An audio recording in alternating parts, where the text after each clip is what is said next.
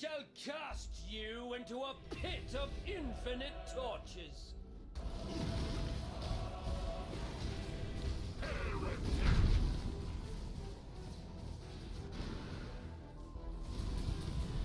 Release your I need soul. more mana.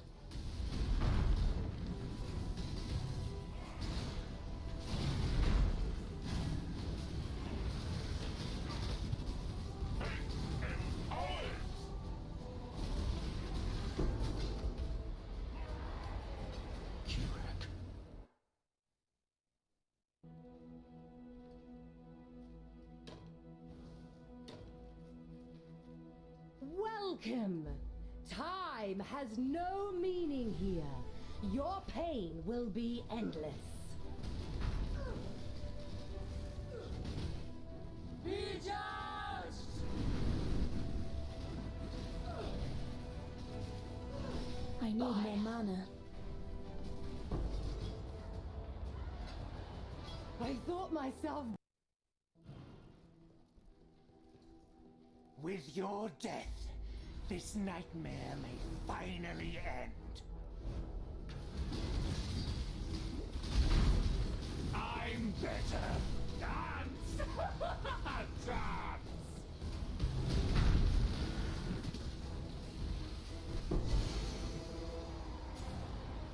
Let me out. I've killed countless thousands. What's one more? Face your law. The weight of law. Your sentence is death.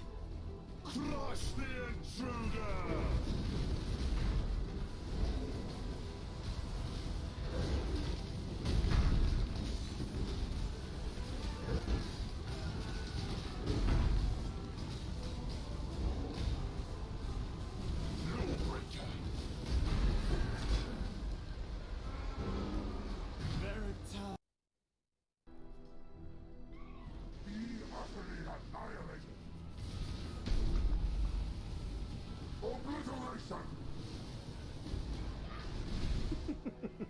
What's this?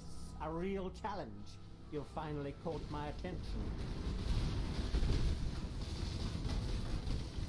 Why run? What's the point?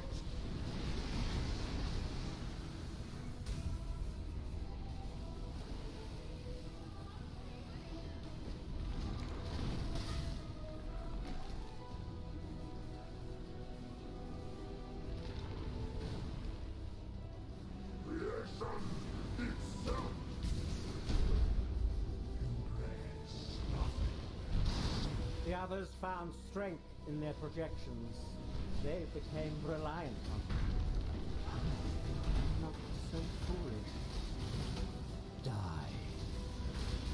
I have seen your watch beauty crumble. I need more mana. When I'm ready, and not before. Glorious words! Embrace nothing. Creation itself. Fury of the cosmos. Is life really interesting enough to warrant all this pain? Die. Be silent.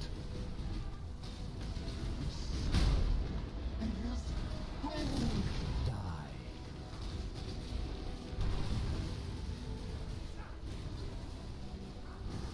Watch beauty crumble.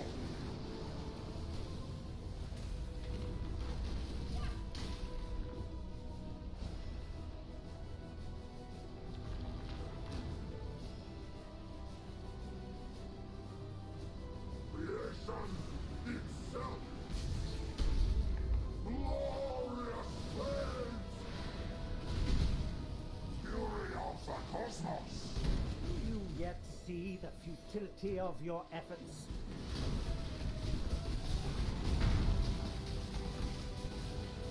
Die. This is gold.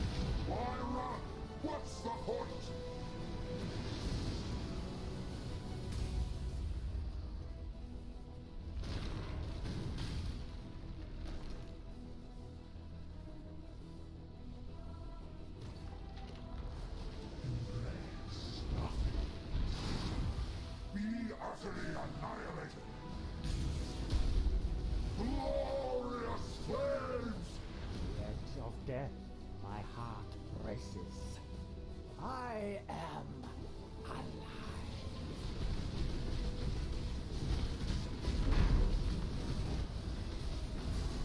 Beyond, there is only horror. Everlasting fire.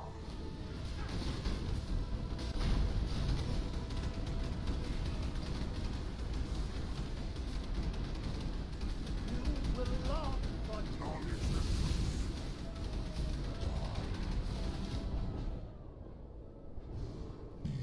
Non-existence. Silent.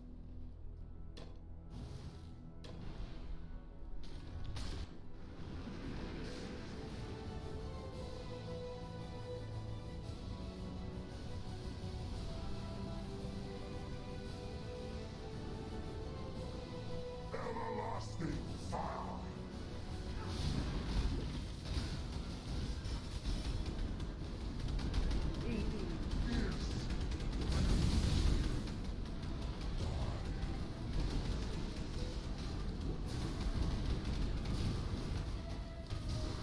Beyond, there is only horror.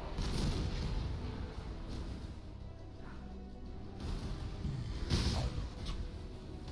Everlasting fire.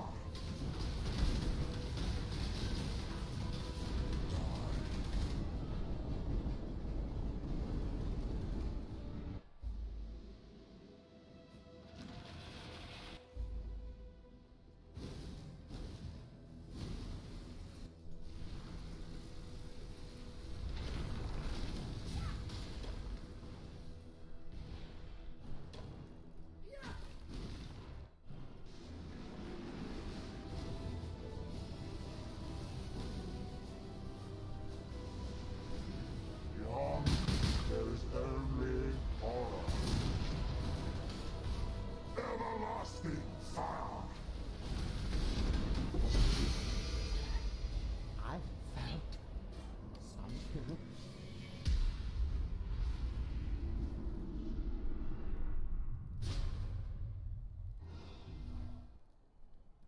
I'm sorry. Sirus, this was all my fault. I'm sorry. I'm so sorry.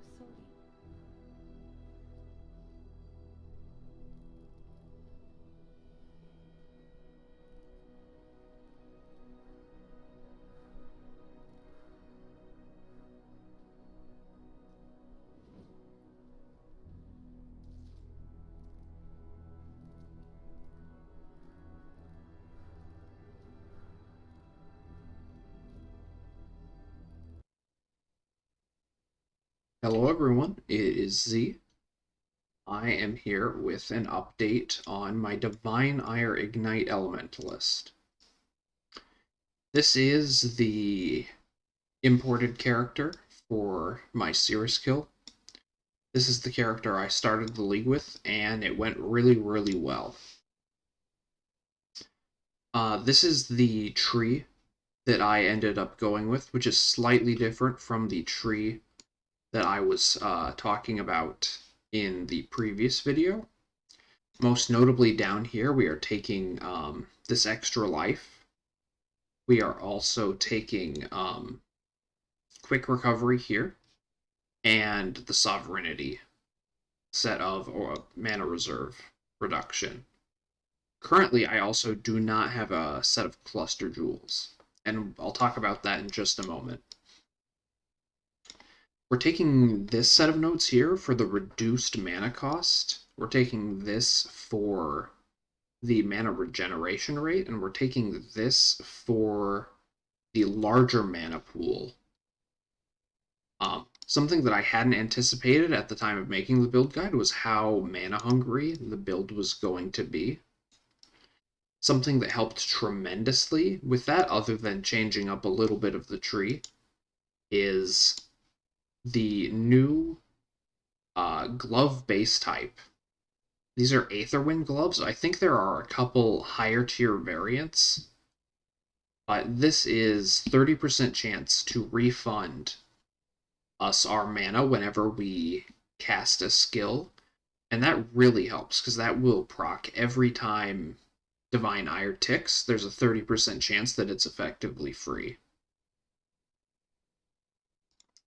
But other than that,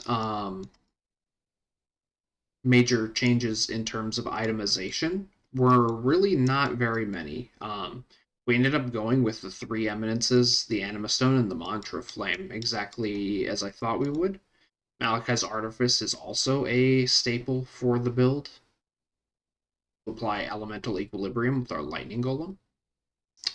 Eye of Malice is a addition that I wasn't sure about initially, but later on I thought was going to end up being really good. So what Eye of Malice is doing for us is that final line there says, nearby enemies have 50% increased fire and cold resistance.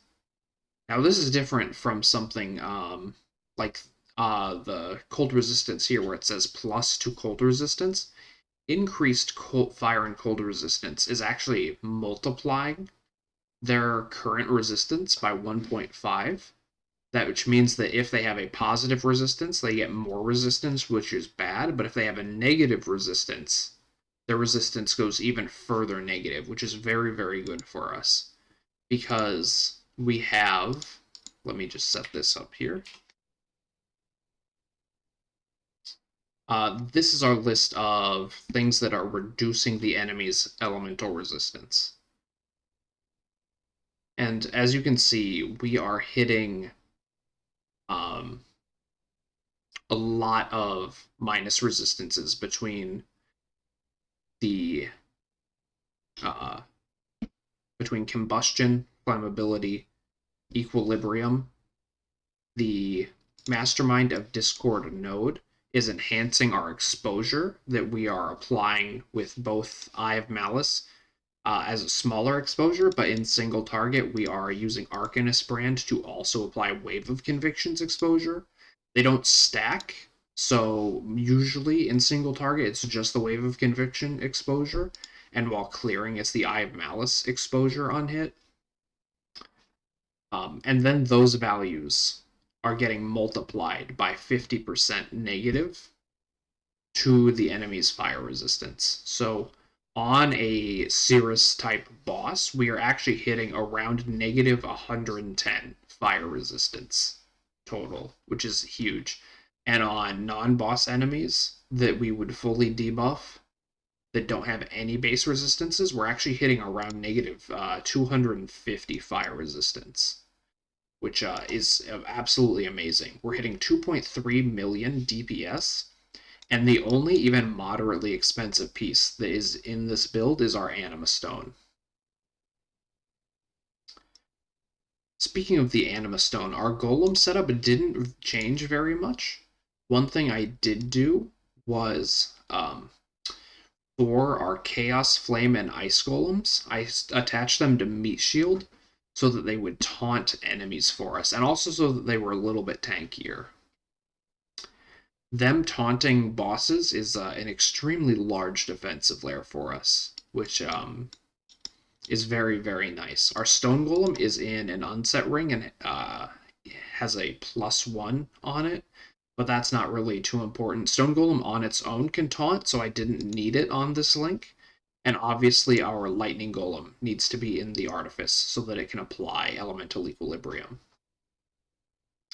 In terms of our mana reservation, we are using Herald of Purity and Herald of Ash, which is increasing our physical damage and then converting physical damage to extra fire damage for us, as well as just giving us more burning damage.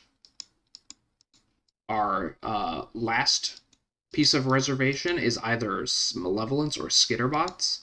Right now, simply for the fact that it reserves less mana and it's kind of easier to work around, because I don't yet have an Enlighten, I'm using Skitterbots. Malevolence is definitely a larger damage increase, though, for us. I would switch out of Skitterbots and into Malevolence. Once on a 4 link, I could put Herald of Purity, Herald of Ash, Malevolence, and a level 3 or higher Enlighten, because then we don't have to worry about the mana issues anymore. Other skills that I'm using a Steel Skin with increased duration. I'm using that manually on middle mouse. And it's very, very useful so that if you are charging up a Divine Ire, say to hit a boss with a 20-stage beam, if you see any sort of damage incoming, you can hit the Steel Skin button, and it won't interrupt your Divine Ire channeling. So you can get a big defensive layer while you finish the channel. I'm also using a Vigilant Strike, Fortify, Ancestral Call 3 link in one of the weapons. Vigilant Strike gives us Fortify for a very, very long time, and then the Fortify gem itself increases that duration, and Ancestral Call makes it so that even if we're not in melee range with an enemy, as long as we're moderately close, we can hit them with the Vigilant Strike and gain the buff, which is important because Vigilant Strike has a cooldown, so we can't just spam it in the case that we miss. Very often, what I'll do in single targets is I will channel up to 20 stages on Divine Ire, and then I will hit the Vigilant Strike button, which will release the Divine Ire and swing with the Vigilant Strike all in one action. So it's very smooth.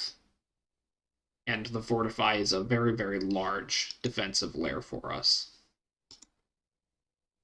I opted to not go with the Cluster Jewels because right now they're actually rather expensive, and I wanted to prove that this build can do any content that you would reasonably want a League starter to do on a pretty tight budget. Like I said, the only expensive thing was the Anima Stone, and those are actually going down in price pretty quickly right now. Overall, I would recommend this quite a bit as a League starter. Mapping is very, very smooth. All you have to do is tap right-click for a quick instant to get a single stage or two, and then release it into a pack, and everything will die almost instantly, even up into T16s.